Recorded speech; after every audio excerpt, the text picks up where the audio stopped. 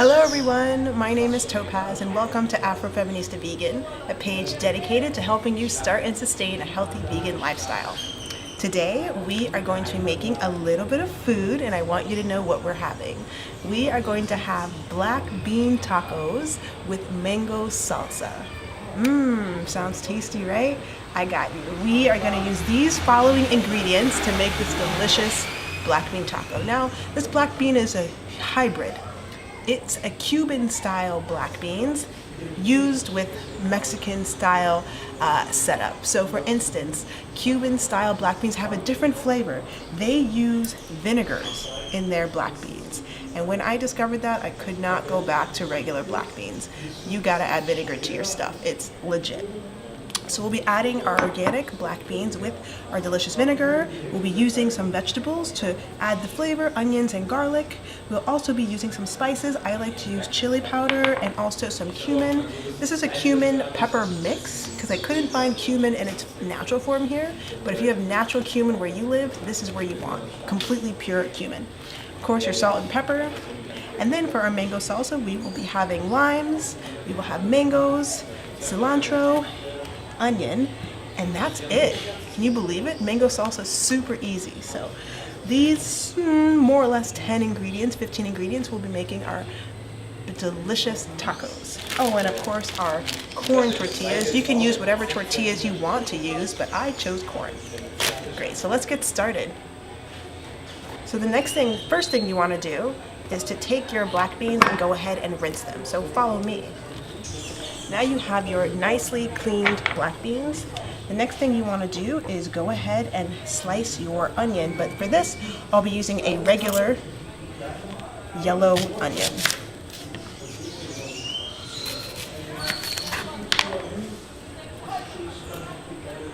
So peel out your onion. And you see these lines on the onion? You're going to want to cut incongruent with those lines. So as the lines go this way, you're going to want to cut that way. It helps your onions come out much nicer.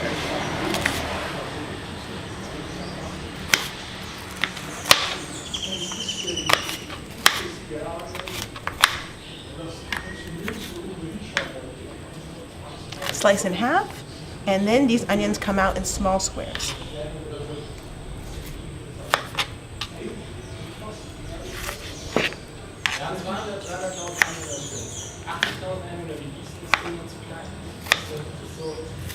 You're going to want your onions as small as possible.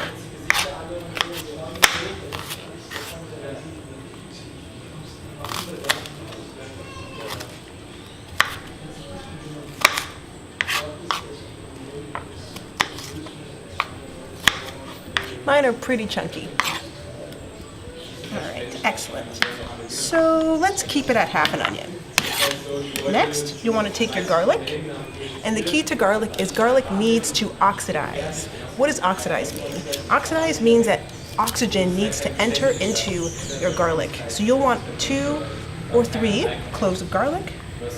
You'll cut off the ends, and what you'll do is you'll take this and you'll smash it lightly smash it. This creates the oxidative effect I'm talking about, which releases the nutrients in the garlic. So you'll put those aside, let them oxidate for 5 minutes. While that's oxidizing, you're going to want to go ahead and take your olive oil and fill it into a pan of choice. I'm using this pan on this burner. Well, actually, yeah, sorry, it has to be on that burner. While this is all happening, I'm going to clean up. Now you wait for that to heat up. So it's been about 5 minutes, and so your garlic has oxidized. Great. Take off the skin and dice. If you have a garlic crusher, great. I just go by hand, so I make small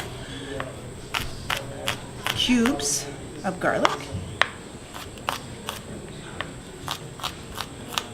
Excellent. So here is what I've used. We have your onions, your garlic. Now we're waiting for our pan to heat up. You put a little bit, maybe a tablespoon of olive oil inside. Make sure you have your spices.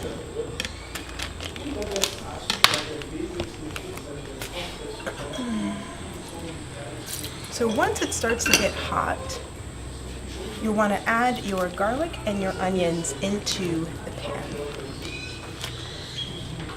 You'll want to use a taller pan because we're using liquids in our beans, and we want the beans to be able to sit in the juice of the vinegar. You don't want to use a skillet because I've noticed that the beans don't fully get covered. So if you want your beans to taste exceptionally well, you'll want to use that. Excellent.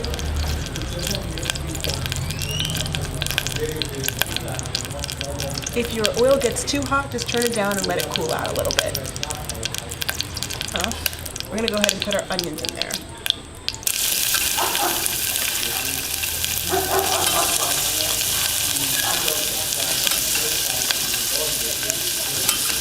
Next, your garlic.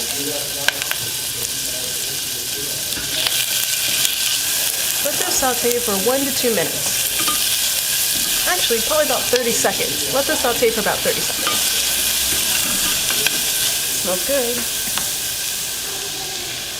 While those are sauteing, you're going to want to take your cumin mix. For 2 cans of black beans, I would say put about 1 teaspoon.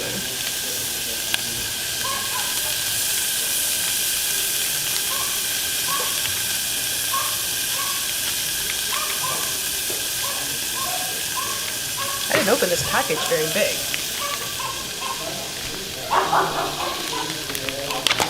There we go. There we go. Beautiful. And take about 1/4 teaspoon of your chili powder. About that. Gently saute. Smells amazing. Let that saute for about a minute while the flavors begin to meld. After your minute is done, go ahead and put your black beans in there and saute lightly.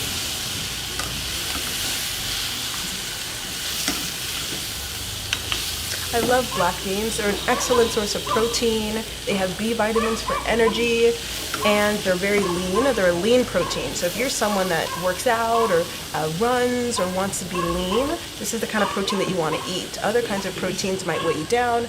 Animal products, those kinds of things make you work harder when you're trying to do athletic performance. Things like black beans, several other vegetables have lean protein, and these are what really help keep the body healthy for your workouts. So once the beans look something like this, you're going to want to add your vinegar. I use about a capful per can. So I'm going to put 2 capfuls in here. 1, 2. Some people put more. 3. Whatever flavor you want to encompass, that's the best thing for you. But the more vinegar you put, the more flavor comes through, but you want to be sparing. You don't want it to be too vinegary. So 2 to 3 capfuls is enough for me. It smells good. Now, you're going to want to add your cracked pepper, your salt. I'm just doing it by eye. I'm doing maybe about 1/4 teaspoon or 1/8 of a teaspoon. That's enough for me.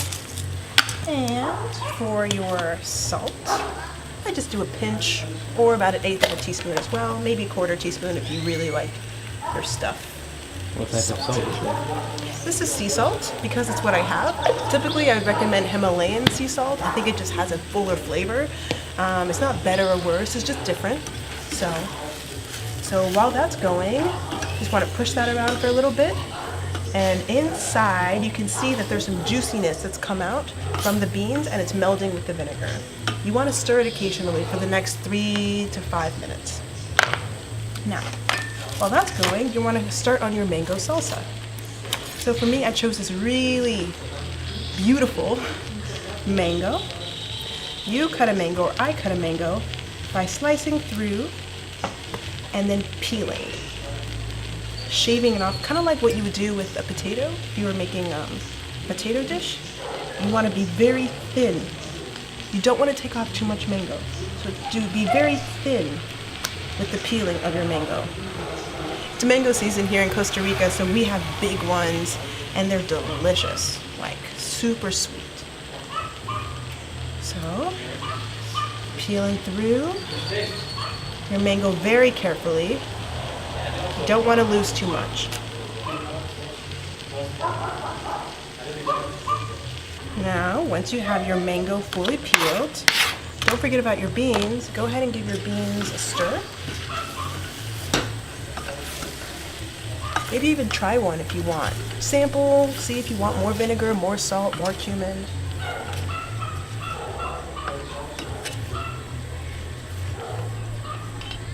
Oh yeah, so once the beans start losing their texture, they start going from whole bean to very loose and squishy, that's when you want to turn off the beans or turn them down. I'm going to turn them off completely because the beans are already cooked, we're just doing this for flavor. But you don't want the beans to be mushy like refried beans. You want them to still keep their shape. That's going to keep the aesthetic of the black bean tacos. So once they start getting mushy, you know it's your time to let them rest. So let's have a sample.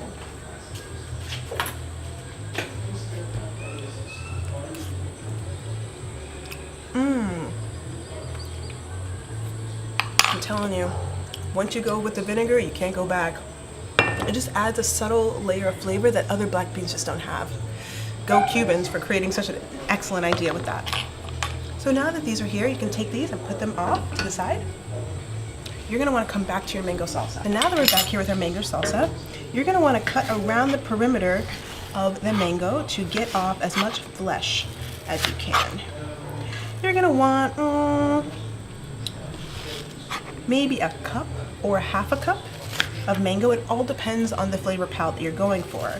I like mine to be very mango-y, so I go really hard on the mango and I go less on the other ingredients. If you can't help yourself, go for a little snack. So good. My God.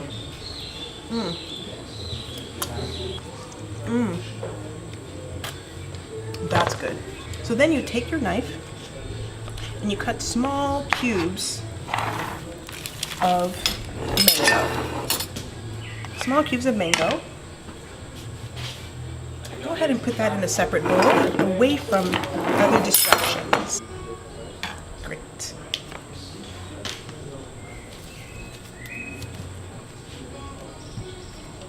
So yeah, you'll want to cut your mango into small squares, bite size, maybe half an inch cubes. All right, cool. Man, this mango is like so delicious. I am just, it's mango season here in Costa Rica. I'm so happy. Great.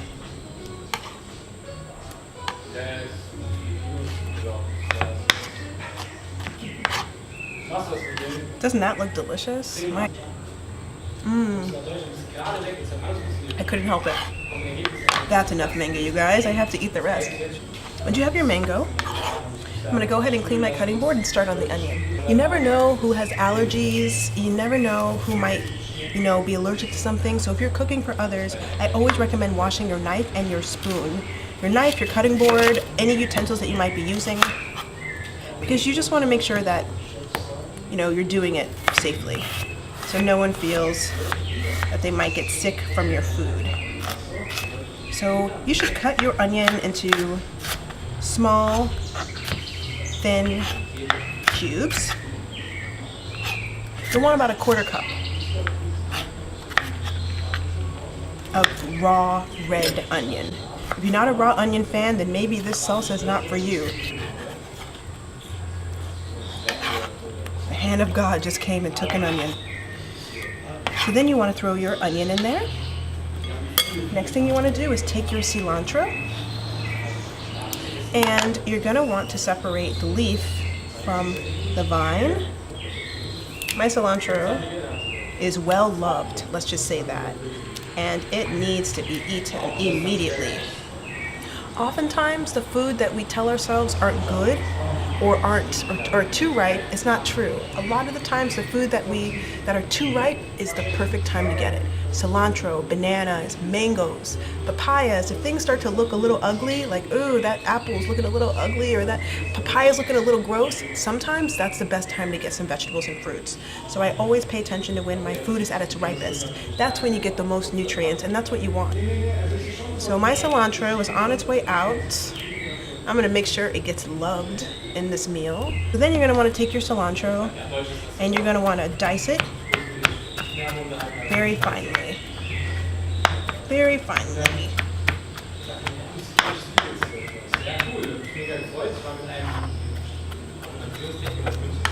You'll want a tablespoon or 2 to go in your dish. Now, the key ingredient to your mango salsa, limes. You're gonna want a 1/4 cup. Here's my limes. Now that my limes are rinsed, I'm gonna go ahead and cut them in half. And I have found the secret to not squirting yourself in the eye. Take your fork, your lime, stick it into the meat of the lime, and twist. Twist. Notice how my eye is totally intact. There's no blind topaz today. You take your thing, bring it in, and the juice comes out, and you just twist. Of course, away from your eyes. Twist, twist, twist, twist, twist, twist, twist, twist, twist. You want to do it again? Do the same process for your second lime.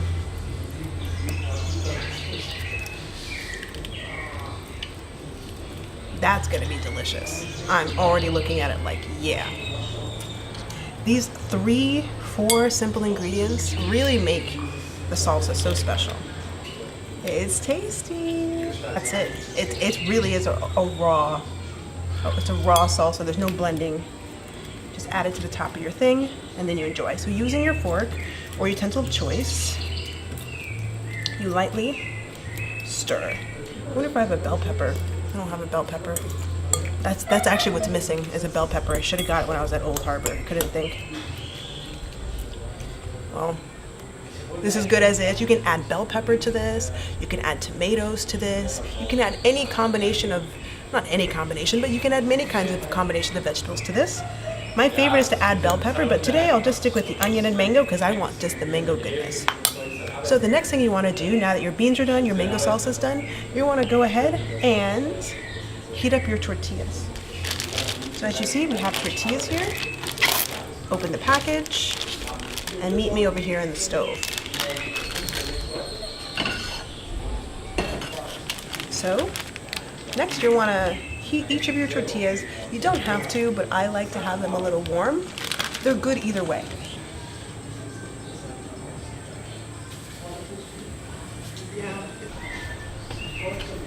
Yeah, it only takes a couple of minutes for it to warm up. So while the rest of your food is cooking or your tortillas are warming, you can start to add black beans to each heated tortilla. And you can add rice to these. You can add quinoa as another grain if you'd like. I don't really like that much grain, so I like to just stick with a few corn tortillas and call it a day. But some people prefer to have rice and other kinds of starches. That's cool. I'm just gonna stick with a green of choice, black beans, and of course, the salsa. Flip, flip, topping here with your salsa changes the game. Look how beautiful that looks. So this simple 4 or 5 ingredient taco is perfect for on the go. It's perfect for small lunches. Notice how this meal didn't take more than 15-20 minutes. I like meals that are fast, easy, affordable, and anyone can do. This is all for you, and enjoy. Thank you for joining us on Afro Feminista Vegan. Be sure to follow us on Instagram at Afro Feminista Vegan 1 and see our website www.afrofeministavegan.com. See you next time. Bye.